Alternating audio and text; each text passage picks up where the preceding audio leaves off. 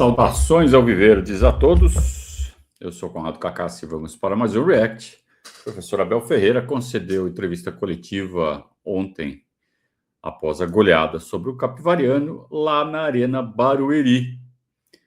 E parece que ele está procurando alguma coisa aí. Achou aí, Abel?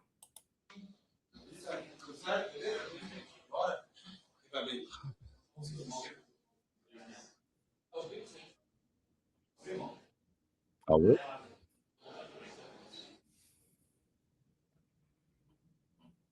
Cebola nova, Abel? Abel, boa noite. Guilherme Pradella, da Rádio CBN, aqui no fundo. Aqui. Queria que você falasse sobre a atuação do teu time, um placar elástico, mas quem assistiu o jogo viu que foi um jogo de duas equipes que procuraram ataque. E aí queria falar, eu sei que o ataque acaba sendo um pouco do foco pelo número de gols, mas queria que você falasse sobre o teu time defensivamente, porque o Capivariano teve muita coragem, atacou bastante, e o Palmeiras conseguiu resistir sem levar um gol. Então, eu queria que você fizesse essa análise, por favor.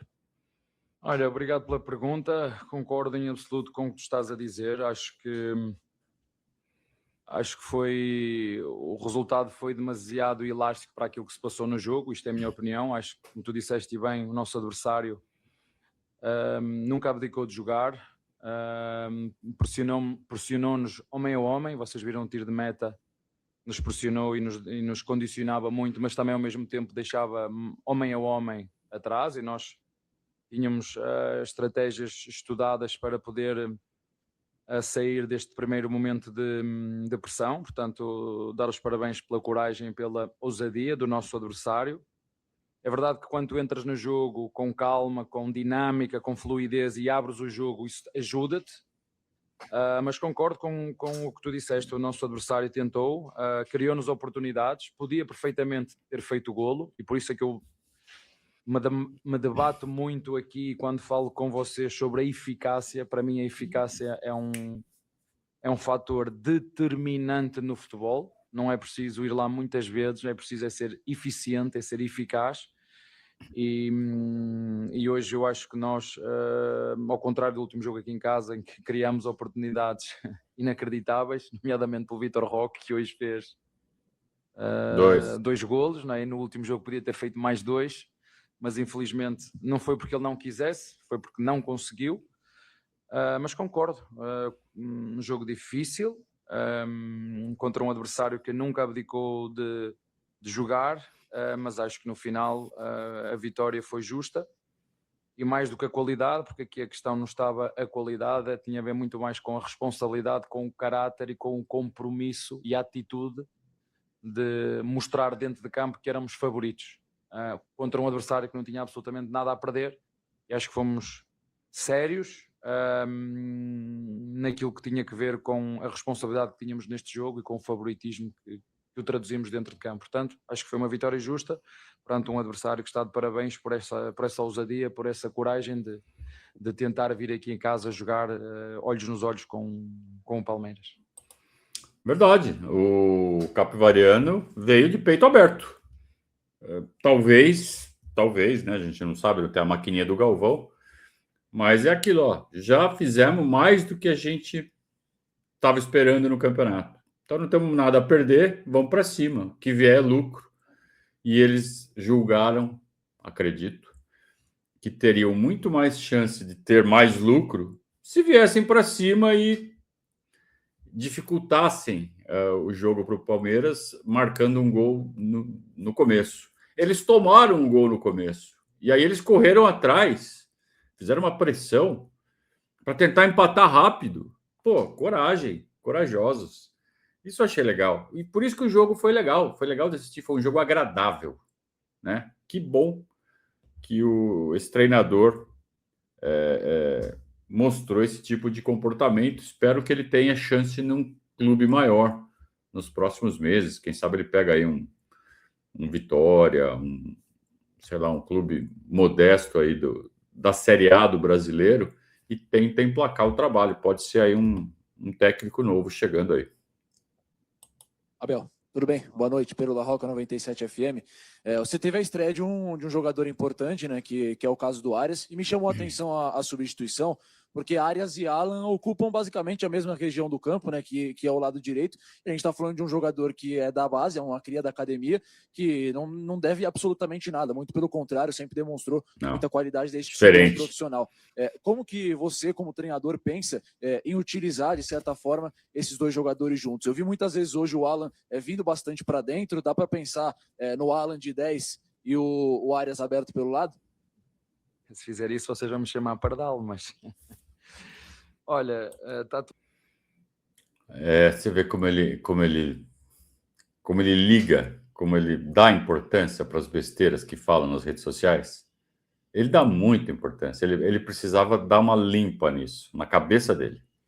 Tudo certo. Primeiro agradecer à Presidente que contratou um jogador deste nível e isso para mim é que é o mais importante. Eu já vos disse que eu não jogo com 11 jogadores, jogo com os 23 que temos, mais o suporte que temos sempre de jogadores que subimos da base todos os anos.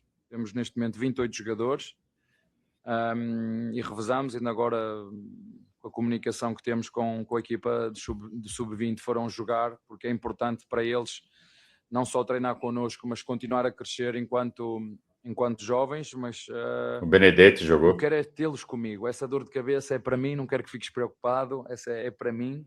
Ter dois jogadores deste nível é muito bom. Ter o Alá, é um jogador que tem crescido muito ao longo destes pelo menos este último ano. Mas é sempre mais fácil quando tu tens jogadores de nível como o Gomes, como o Maurício, como o Andreas, como o Murilo, Marlão, desculpa, e Murilo também, mas que o ajudam naquilo que é a dinâmica coletiva da equipa. Portanto, estou muito contente por ter dois jogadores e nós precisamos disto, precisamos de refrescar, porque sabemos que jogadores que jogam nas pontas, se vocês virem, não sou eu, é do modo geral, há substituições que são mais frequentes, sobretudo os jogadores que são aceleradores de jogo, são jogadores centroavantes, pontas, portanto ter esses dois jogadores para essa posição, estou muito contente por isso. É um jogador que nos vai ajudar. Vocês viram a calma que ele tem e a forma como ele sacou o penalti, não é? Mais que justo o penalti, já estava, não é? Já há não sei quantos jogos que não tínhamos um penalti, não é? E já podíamos ter tido, mas é claro, e portanto é uma dor de cabeça boa, mas é isso que eu quero mesmo, é poder ter essa qualidade. E tenho que te dizer, sim, tu fizeste essa observação, pode jogar por dentro, sim, mas nós por dentro temos o Maurício, temos o próprio Lopes, que pode fazer ali a posição de zonas interiores, mas podem fazer, mas neste momento estou a contar com eles mais ou para a direita ou para a esquerda, porque às vezes se quiser jogar com os pés trocados, como estou a jogar, ou jogar com um direito na direita e esquerdo na esquerda, eles dão-me essa possibilidade. E agora com o regresso do Filipe ficamos nas pontas, na minha opinião, bem satisfeitos. E agora com esta situação do próprio Sousa poder jogar na frente, acho que é um jogador agudo, um jogador que nós contratámos para a ponta, mas vimos através das características que tem que pode muito bem jogar na frente numa situação como esta, em que o Palmeiras está a ganhar e que pode puxar também contra-ataques, não só propor jogo, mas como também puxar contra-ataques. Mas é isso, opções boas, e agradeço por ter estes jogadores ao meu dispor. Veja que há uma diferença entre o Alan e o Arias. O Arias parece um jogador muito mais pronto para o jogo físico, para aguentar pancada, para quando tiver que romper uma linha usando um pouco mais de força. Já o Alan é um jogador mais leve, então acredito que dependendo do estilo de marcação do adversário, tenha que optar por um ou por outro. Os dois ao mesmo tempo, acho que só aí naquelas situações de desespero, de faltar 10 minutos e precisar de um gol, desesperadamente, que aí ele sempre faz aquilo, né? Bota 5 atacantes, 6 atacantes, aí sim, aí você põe os caras lá e eles se viram. Mas o Alan tem essa polivalência, ele pode jogar por dentro. Ontem ele fez bastante isso, mas tá claro que ele gosta de colocar o Alan jogando de fora para dentro, ou fazendo a ponta ou fazendo a diagonal, às vezes jogando com o pé trocado, como ele mesmo acabou de falar. E o Arias, outro estilo de jogador, né? Outro estilo, e inclusive ele pode também jogar do outro lado quando for para jogar com o pé trocado, como ele mesmo acabou de mencionar. Abel, tudo bem? Olá. Boa noite. Eu queria te ouvir sobre Olá. esse equilíbrio do seu meio-campo. Hoje Tá você bem-humorado? tem uma dupla de volantes formada por Marlon Freitas e por Andréas Pereira. São dois jogadores que têm muita qualidade também na saída de bola e que têm uma imposição muito grande nesse setor, né? Os dois juntos praticamente tomam conta ali do meio-campo quando tem essa possibilidade. Hoje, com uma fragilidade do adversário, você até disse que o Palmeiras chegou aqui hoje, a Arena Barueri, precisava comprovar esse favoritismo, mas eu queria te ouvir sobre esse equilíbrio do meio-campo, se os dois juntos é o que você já tem como ideal, ou entende que pode pensar numa variação ainda talvez com o Andreas mais avançado e entrando algum outro jogador para jogar como volante ao lado do Marlon? Lucas, obviamente o Obrigado, Lucas. pergunta boa, eu gosto muito quando vocês falam de futebol e fazem perguntas sobre futebol, é o que eu mais gosto. Às vezes nós vemos alguns treinadores a dizer que é difícil jogar com dois centroavantes, porquê? Porque quando jogas com dois centroavantes ficas só com dois jogadores no meio campo, neste caso o Marlon e o Andreas, e ficas na frente com o Vitor Roque e com O Flaco. e com o Lopes, e o adversário tem 3 jogadores no meio. Então tem que haver aqui uma solidariedade, porque eu olho para a minha equipa como uma sociedade, um grupo onde temos que correr uns pelos outros, temos que ser solidários uns pelos outros, temos que nos respeitar uns aos outros. Enquanto os dois da frente, o Lopes e o Roque, no momento de perda de bola, como nós já vimos o Luigi, por exemplo, fazer 2 vezes, forem solidários para ajudar os nossos 2 médios a defender, eu vou jogar com 2 centroavantes. Quando eles começarem só a pensar no ataque, eu vou ter que tirar um e jogar com um meio atacante, como vocês chamam aqui, não é? Jogar com 5, um 8 e um 10. Até agora não tenho tido razão de queixa nisso, tenho sido comprometidos. Quando estão cansados também os tenho trocado. E quem está fazendo isso é o Flaco, hein? O papel tático do Flaco Lopes nesta dinâmica que o Abel está usando é fundamental. E ontem ele não só estava fazendo esse papel de ajudar na marcação quando perde a bola, como com a bola ele estava abrindo, ocupando aquele espaço ali no lado direito para abrir a defesa, para dar espaço para aquelas tentativas de entrada por dentro que o time estava fazendo. O Alan caía por dentro e aí dava a chance do quê? Da defesa deles compactar por dentro. Então o Flaco Lopes abria para a direita para tentar puxar e conseguia, né? Provavelmente, normalmente era o Lucas Dias que saía daquele miolo para acompanhar o Flaco Lopes e ele abria esse espaço. Então, um jogador taticamente muito importante, o Flaco Lopes. Eu torço demais para que ele fique no Palmeiras depois da Copa do Mundo. Tá tendo aí um assédio do mercado em cima do Flaquito. Eu espero que ele fique muito tempo no Palmeiras ainda. Estou muito satisfeito com a evolução que ele teve como jogador. Quer o Alá, quer o próprio Maurício, ou o Filipe que entrou agora, ou o nosso Arias que chegou, que nos vai ajudar, também ajudando ali como um terceiro médio por dentro, porque é fundamental haver esta compensação, porque falta, quando os adversários jogam, 90% deles jogam com 3 primeiro volante, segundo volante e meio atacante, se não houver esta compensação, esta ajuda no momento que nós não temos bola, porque com bola os dois chegam, não preciso de mais. A qualidade que eles têm, esses dois chegam, não preciso mais. Mas no momento em que não temos bola, porque o jogo é feito nesses 2 momentos, com bola e sem bola, sim, eles dão-nos uma dinâmica e uma fluidez ao jogo muito grande, quer o Andreas, quer o Marlon. Temos o nosso Emiliano, que estamos também a procurar melhorá-lo naquilo que tem que ver com a dinâmica de jogo, sendo que nós sabemos que o Emiliano é mais um 5-5, é mais um 5 de contenção, um 5 de coberturas, um 5 de parar transições, mas também o desafiar nesses quesitos da fluidez de jogo. Temos o Luís, que está connosco, mas nós também queremos que ele jogue no seu 21 para continuar a crescer. E depois temos o Lucas, vocês conhecem tão bem como eu, teve uma lesão difícil, dura, mas está aí connosco, também nos pode ajudar. É um jogador que também tem este passe curto, esta ligação entre a intermediária e o ataque muito boa, e é sempre bom poder ter estes jogadores ao nosso dispor. Mas como tu disseste bem, são 2 grandes jogadores com muita experiência, Marlon e Andreas, mas tem também no banco o Emiliano, o Luís, o Larson, que tem crescido, tem treinado muito bem, mais o Lucas, que nos podem ajudar quando for preciso substituí-los. Abel, tudo bom? A pergunta foi sobre quanto ele está satisfeito com os volantes, e ele deu aquela resposta genérica, longa, né? Uma resposta longa que ele podia ter resumido ali em 30 segundos, mas ele acabou mencionando todos para não deixar ninguém triste. Eu, particularmente, eu gostaria de ver o Andreas mais à frente, com o Lucas Evangelista fazendo a 8.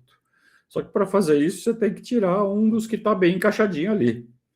Ou você tira o Flaco Lopes, ou você tira o Alan, ou você tira o Maurício. Eu não sei, até porque também tem o John Arias para entrar. O Maurício tem sido o jogador mais discreto de todos, mas ele é silencioso, mas ele é extremamente eficiente.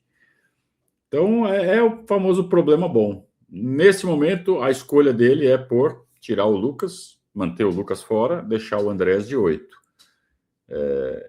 Tá funcionando, tá indo bem, né? Então, deixa do jeito que tá, mas eu gosto muito da ideia também de ter o Andrés mais à frente com o Lucas fazendo a 8. Eu acho o Lucas extremamente eficiente fazendo essa função, principalmente porque ele tem um físico muito bom. Ele é muito leve, apesar de já ter 30 anos. 30 anos hoje também, não... já foi o tempo, né, que era velho, né, cansado. 30 anos, puta atleta, né? Então ele está em todas as partes do gramado, ele está sempre perto da bola, ele está sempre consertando as jogadas. Eu acho isso uma qualidade tão forte no Lucas, por isso que eu gostaria muito que ele tivesse mais tempo presente. Mas está funcionando, então está tudo certo. Bom, boa noite, Gustavo Soler da TMC.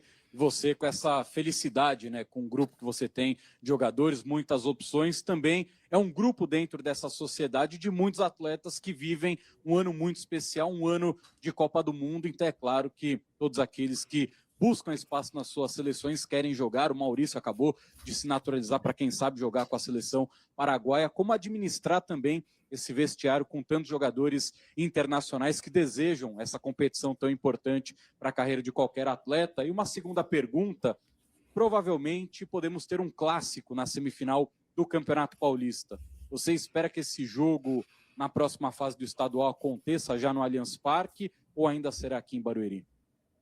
O próximo jogo é... Quando é que é o próximo jogo? Pronto, mas não, vai ser aqui, acho eu.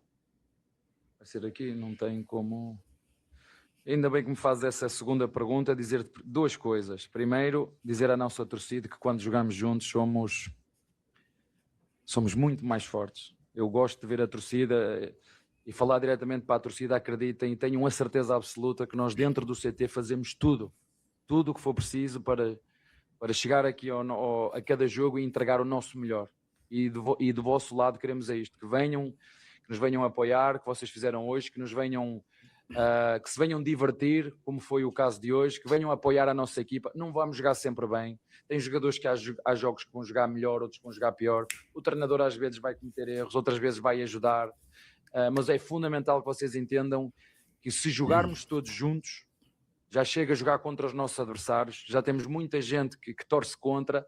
Portanto, o que eu peço aos palmeirenses mais uma vez, porque tem sido recorrente, que estejamos juntos, que puxemos pelo Palmeiras, o Palmeiras acima de tudo e de todos, e que façam o que fizeram hoje. Eu sei que vocês têm que fazer um esforço extra para vir nos ver aqui jogar, mas hoje o estádio estava espetacular, estava cheio, e isso ajuda muito, não só aquilo que é a tarefa do treinador, mas ainda a motivar mais os nossos jogadores para perceberem da responsabilidade que é representar o Palmeiras. E por falar em... Praticamente ele pediu para a Isolândia, parem de encher o saco. Ajudem a gente, façam a parte de vocês que a gente faz o possível para fazer a nossa, nem sempre vamos acertar, blá, blá, blá, blá, blá. E tá certo, Abel, cara. E nisso ele tá certo, sabe? Tá pedindo para os torcedores fazerem a parte deles. E ontem fizemos muito bem, né? Ontem o estádio estava muito legal, a despeito de ter 2 setores fechados, e aí teve questão de problema na venda do ingresso, no sistema de venda de ingresso, que se foi por isso que tinha lugar sobrando ontem, por favor, né? Por favor. Uma falha imperdoável. Isso aí tem que descobrir o responsável por essa falha, que deixou pelo menos 8 mil palmeirenses de fora. Se foi por isso, eu me recuso a acreditar que ficaram 8 mil lugares vazios porque não teve procura. O jogo eliminatório, a torcida do Palmeiras vai. Mesmo em Barueri. Então, eu acho que tem que apurar direitinho essa história. E por que ficaram 2 setores fechados, 8 mil lugares vazios, mas quem foi deu show. A torcida do Palmeiras hoje foi espetacular, né? E você vê que ele mostra satisfação. Eu sei que é pedir demais para essa ala da torcida para parar, sabe? Porque é o propósito de vida dessas pessoas. Eles estabeleceram isso como propósito de vida. E para mudar o propósito de vida, a etapa tem que acabar. Só vai acabar quando o Abel sair do Palmeiras. Então eles vão ficar enchendo o saco, fora Abel, fora Pardal, fora isso, fora aquilo. Não importa o que aconteça. Se ganhar de 4-0, eles vão relativizar, vão falar que o adversário era fraco. Se não ganhar, cai o mundo. Tem que ganhar todos os jogos. E se ganhar, tem que dar espetáculo. E se der espetáculo, tem que dar um espetáculo melhor ainda. E sempre. É propósito de vida estabelecido. Então, não adianta, vão fazer isso até que o Abel saia do Palmeiras. Vão ficar aí alguns anos ainda esperneando. E então vamos ter que suportar isso. O que a gente espera é que menos pessoas embarquem nessa ondinha aí que essa meia dúzia inventou e o palmeirense consiga ter um pouquinho de paz para curtir, para aproveitar, para se divertir, né? Foi até o termo que ele usou, assistindo futebol, assistindo o nosso time, né? Porque tá muito chato, cara. Puta, como tá chato. Em seleções, que é que tu estás a dizer, a maior seleção que eles podem representar e almejar para estarem mais próximos, quem sabe, de poderem ir a um campeonato do mundo é trabalharem e treinarem diariamente para serem titulares desta seleção que é o Palmeiras. Se fizerem isso, talvez as portas possam estar abertas, mas sendo que é algo que eles não controlam. Isso tem a ver com um selecionador de cada país. Agora que façam aquilo que eu sempre lhes peço todo dia. Eu, mais do que vê-los no jogo, porque quando a gente queremos vê-los no jogo, é que a preparação seja feita para cada jogo, para quando entrarmos no jogo termos a certeza e a confiança daquilo que temos que fazer, como foi o caso de hoje, passando por dificuldades, porque acontece, os nossos adversários também têm bons treinadores, têm bons jogadores, e nós precisamos é de continuar juntos dentro do Palmeiras, como temos estado ao longo destes anos, pelo menos desde o tempo que eu estou aqui, e volto a referir, quando jogamos juntos somos muito mais fortes. Boa. Abel, tudo bem? Olá. Guilherme Magrela aqui da Rádio Bandeirantes. Abel, primeiro sobre o jogo de quarta-feira contra o Fluminense, queria saber como você planeja o time, se deve poupar pensando na semifinal do Campeonato Paulista. E uma segunda, se me permite, extra-campo, porque você viu os casos de racismo com Vinícius Júnior, hoje também no jogo da Premier League. Queria saber a sua posição como um técnico e uma figura importante no futebol brasileiro e mundial. Obrigado. Olha, já o ano passado nós temos que falar aqui com duas situações que se passaram, uma com o nosso jogador e outra com uma figura que é Luigi, pública, de uma instituição muito conhecida, e eu não gosto de fazer julgamentos porque não sou juiz nem tenho essa competência. Eu defendo valores, eu defendo o respeito, eu defendo a dignidade humana, eu defendo a justiça, eu defendo a educação, eu defendo a solidariedade. Isso é que eu defendo. Mas infelizmente, como eu já vos disse aqui, vivemos numa crise de valores da sociedade. E a sociedade sou eu, és tu, somos nós. Isto não é um problema de futebol, é um problema da nossa sociedade. Sabem que eu todos somos um? Sabem que eu todos somos um? Isso é a minha filosofia de vida. É a minha filosofia que eu trago para a minha sociedade aqui dentro. Onde todos temos que nos respeitar uns aos outros. Onde todos temos que ser solidários uns com os outros. Onde todos temos que ter empatia uns com os outros. Agora, acredito que ninguém esteja contente com aquilo que se passou. Acredito que ninguém está contente. Nem um lado A, nem o lado B. Porque isto não é um problema de futebol, isto é um problema da sociedade. E a sociedade somos nós. Como te disse, sou eu, és tu, somos nós. E infelizmente, falamos muito, debatemos muito, extremamos opiniões como se fossem verdades absolutas, a minha contra a tua, é uma opinião. Eu tenho que respeitar a tua opinião e tu deves respeitar a minha. E fazemos muito pouco.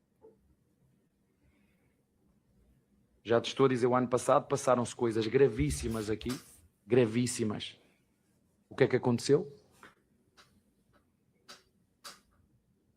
O que é que aconteceu? Passou-se com um jogador e vocês viram o que é que aconteceu, que ações tomamos. Portanto, vivemos sim, e aí eu tenho que, é a minha opinião só, vivemos, na minha opinião, tenho 47 anos, para mim estamos na pior fase dos valores humanos, na pior fase. E desculpem, eu sei que vocês são das redes sociais, são da comunicação, infelizmente isso não veio ajudar em nada. Infelizmente isso não veio ajudar em nada. Portanto, como te disse... Isso que ele fala, as redes sociais. Você vê como ele se incomoda com as redes sociais. E eu entendo até uma reação a uma tecnologia relativamente nova, mas já passou tempo suficiente para aprender a lidar com elas. Concordo com a questão da crise de valores. As redes sociais potencializaram essa crise de valores que a gente vê nas pessoas hoje. Então, você dá uma passada ali na rede social, o algoritmo só te manda vídeo de gente saindo na porrada, vídeos de violência, vídeos de, sabe, de selvageria. E as pessoas parecem que curtem, parecem que gostam. E se não estão vendo isso, estão vendo fofoca.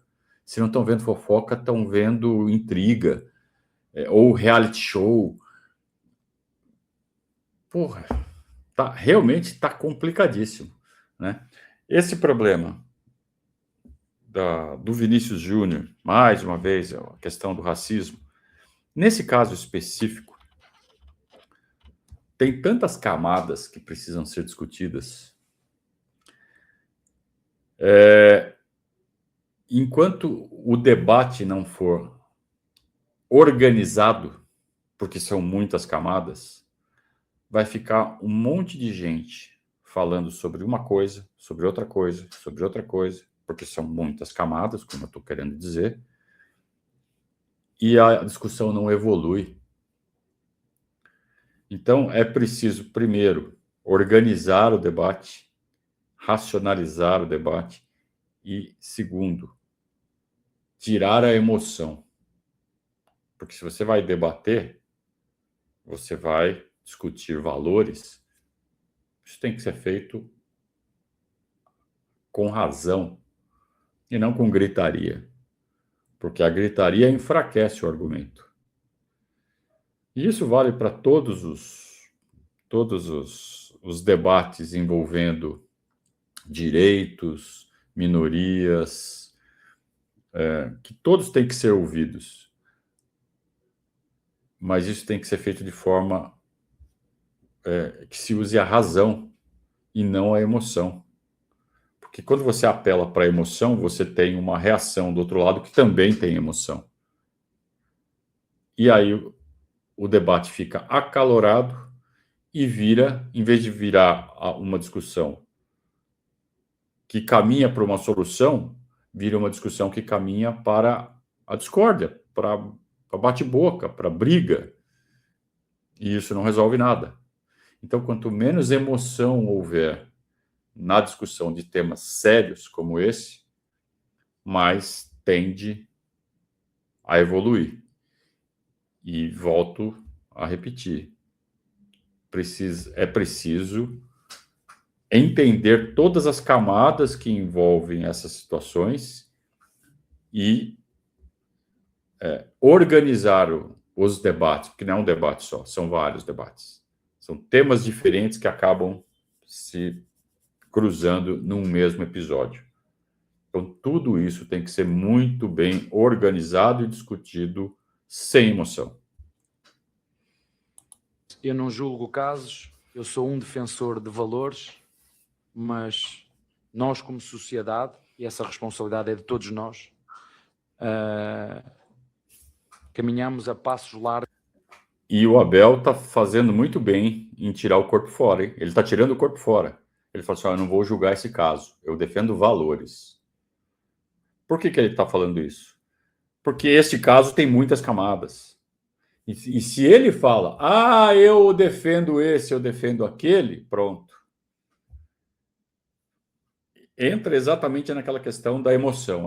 Ele defende, ele ataca, pronto. Então, ele tira o corpo fora, cara.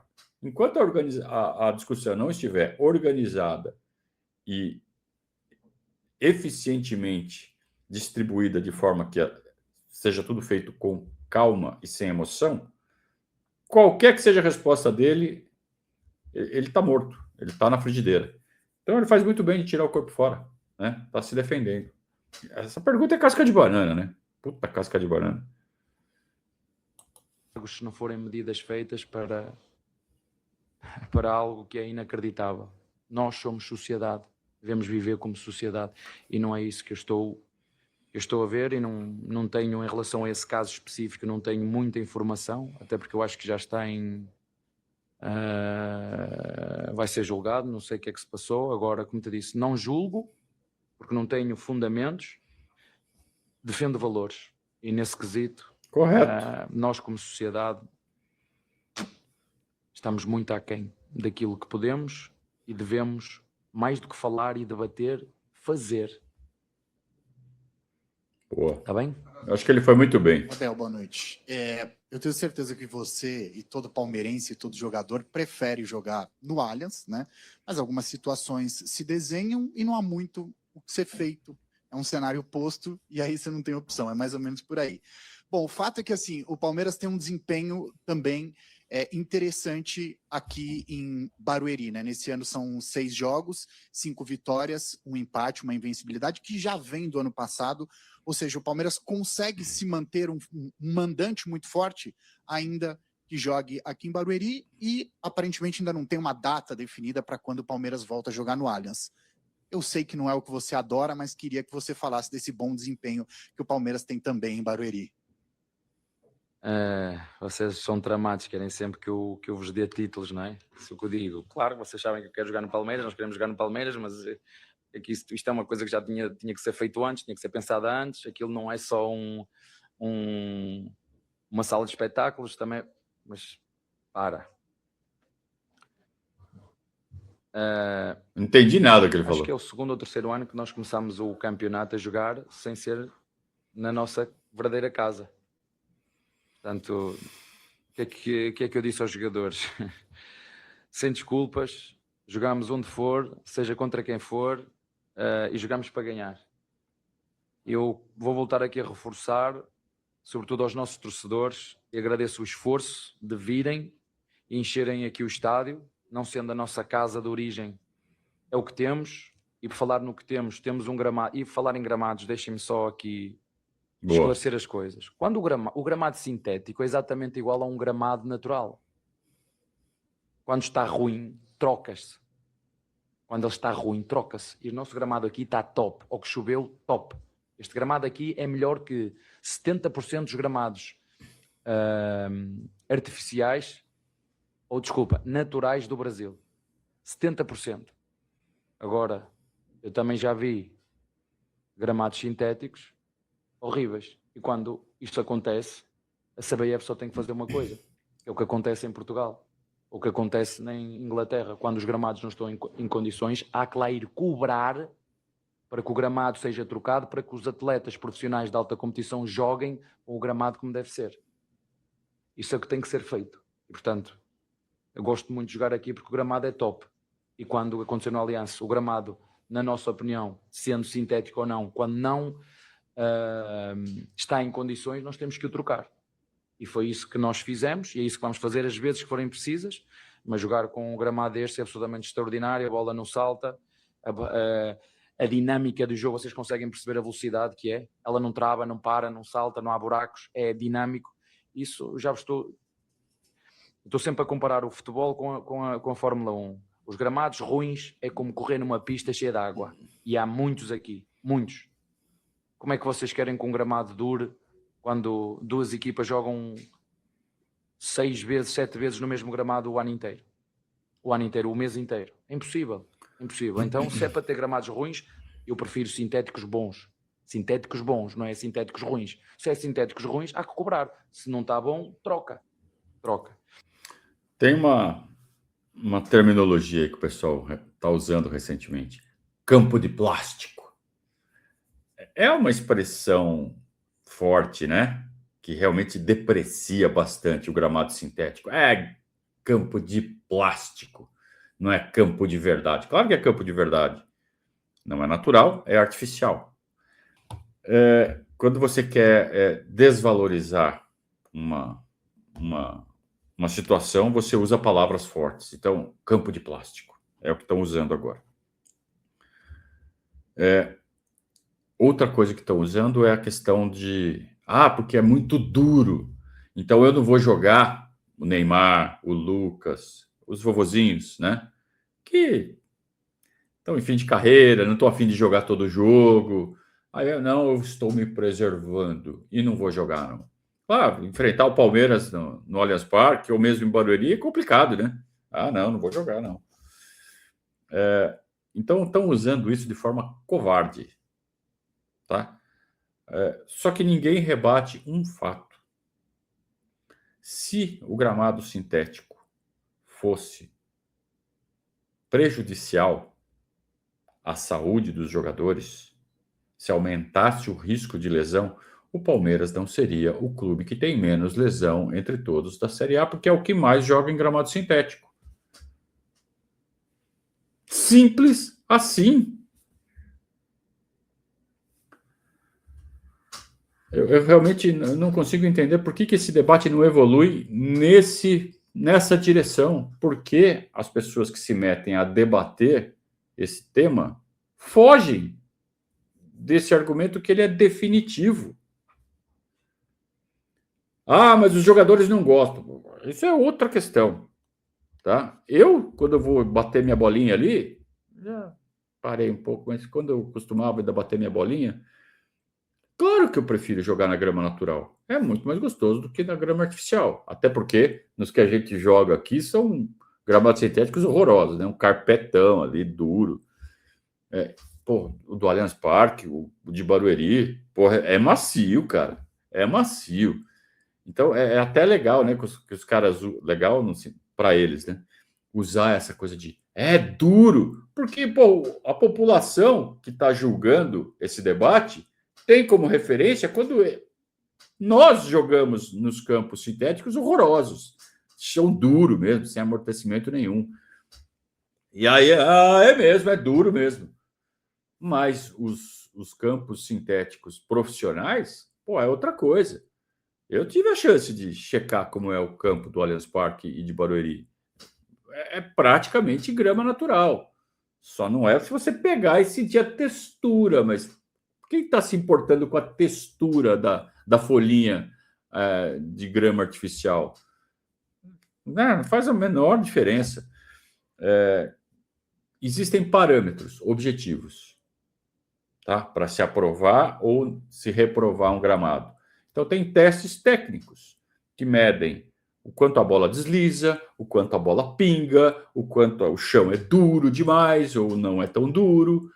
Tem critérios objetivos para isso e o pessoal começa a julgar pela botecagem, pelo disque-disque. Isso tem um nome.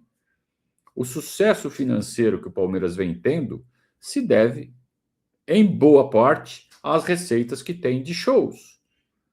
E eles querem acabar com isso. Você tem que programar natural. Aí você não vai poder fazer tanto show, você não vai ter tanto dinheiro. É muito simples o que está acontecendo. Né? E a gente vê jornalistas embarcando nessa narrativa. E não estão fazendo isso de inocentes, não, tá? Estão sabendo exatamente o que estão fazendo. Em relação ao jogar aqui e ao nosso desempenho, como te disse, eu sou muito... Sei onde é que estamos, sei para onde é que nós queremos ir, sabemos que o caminho é longo, há muitas pedras pelo caminho, vamos ganhar muitas vezes, vamos perder outras, vamos ser criticados, vamos ter que manter o foco naquilo que nós controlamos, continuar a aprimorar os nossos jogadores, continuar a aprimorar os nossos processos e jogar sempre para ganhar, como fizemos hoje aqui. E quarta-feira temos outro jogo aqui com uma equipa que está super confiante, fez contratações muito boas, Está a passar um momento também muito bom, joga bem, é bom para nós. Para quem quer ser o melhor tem que desafiar os melhores, e quarta-feira temos aqui um grande jogo, na minha perspectiva, num grande gramado para fazer o que sempre fazemos, respeitando o nosso adversário, mas jogar de primeiro ao último segundo para ganhar. Boa noite, Abel. Olá. Anderson Corrêa do Verdazo. Você anda recebendo novas opções, né, para a sua equipe. Teve, além da contratação do John Arias, tem o retorno do Felipe Anderson, você teve a opção agora do Ramon Sousa, o Lucas Evangelista voltando. Queria saber, pensando ao longo da temporada, você enxerga um 11 ideal ou se a sua escalação vai depender de cada adversário, se você pensa em montar a sua equipe de acordo com os adversários? Pode ser em função dos adversários, pode ser em função do momento de cada um, pode ser em função da própria estratégia, da gestão de energia para jogar na máxima força. Eu sempre vos defendi, eu sempre disse aqui, e não vou trocar aquilo que eu penso, eu olho para uma equipa de uma forma coletiva, eu olho para uma equipa onde a estrela somos todos, as mesmas próprias estrelas estão juntas e no céu. Porque é que nós aqui devemos querer um jogador que seja o melhor marcador, ou seja, o melhor jogador do ano, se nós depois não colecionarmos títulos? Não, nós queremos é uma equipa que jogue de forma coletiva, que esteja preparada para, quando não jogar um jogador, possa jogar outro. Se tu me perguntas, professor, mas o ano passado, no último mês, tivemos muitas condicionantes, tivemos jogadores que foram convocados para as seleções e nós tivemos, em determinados jogos e jogos decisivos, jogar sem 4 ou 5 jogadores importantes, tiveram que jogar outros, tivemos jogadores lesionados, como falaste bem, o Lucas foi um deles, o nosso goleiro foi um deles. Claro que quando tu tens um elenco mais extenso, tens mais opções, mas nós sabemos, e o futebol brasileiro não dá tréguas a ninguém, ao longo de uma época desportiva, em função daquilo que é a densidade dos calendários, com pouco tempo para recuperar, com pouco tempo para dormir, com tanta viagem, com tantos jogos de 2 em 2 dias, que nos vai acontecer daqui a... Nós temos aí 3 jogos seguidos de 2 em 2 dias.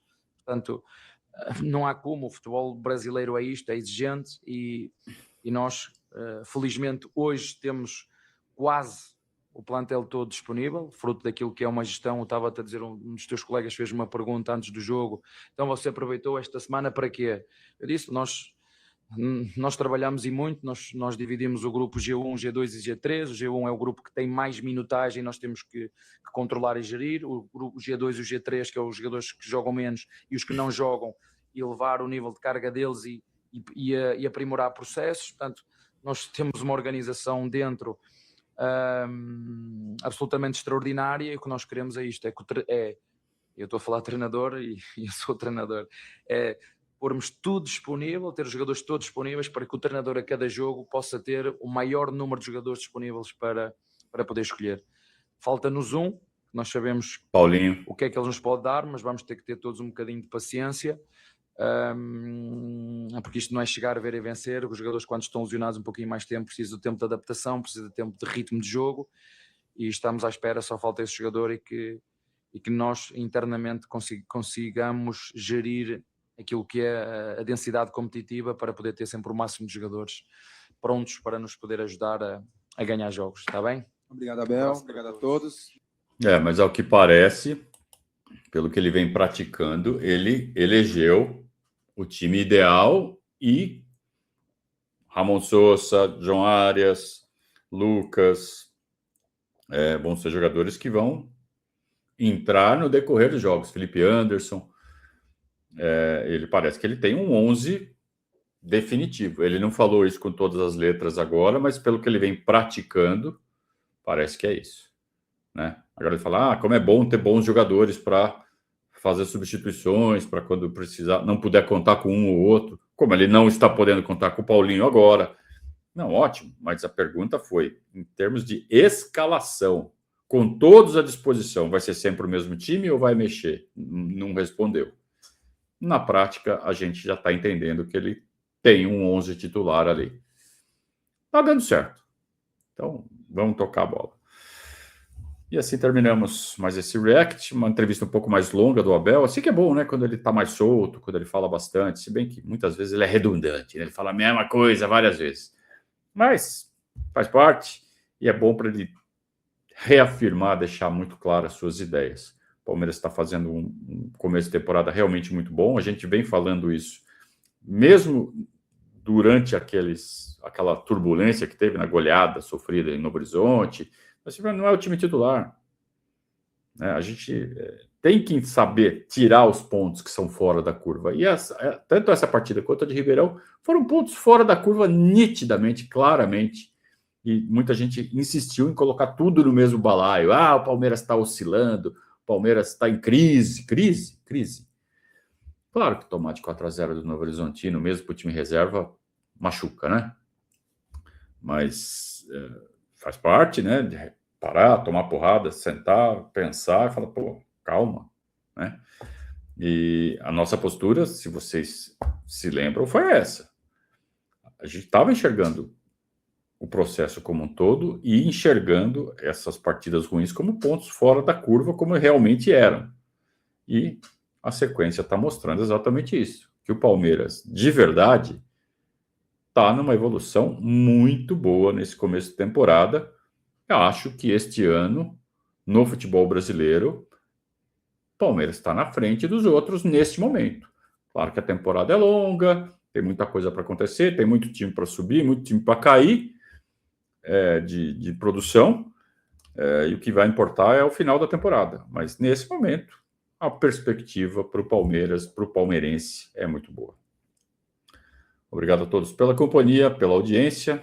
Espero que todos tenham uma ótima macarronada nesse domingo e que a semana continue sendo boa, que a gente ganhe do Fluminense, vai ser importante para Campeonato Brasileiro e no fim de semana já a disputa da semifinal do Campeonato Paulista, seja com quem for, que seja um bom jogo do Verdão. Um grande abraço a todos, saudações alviverdes.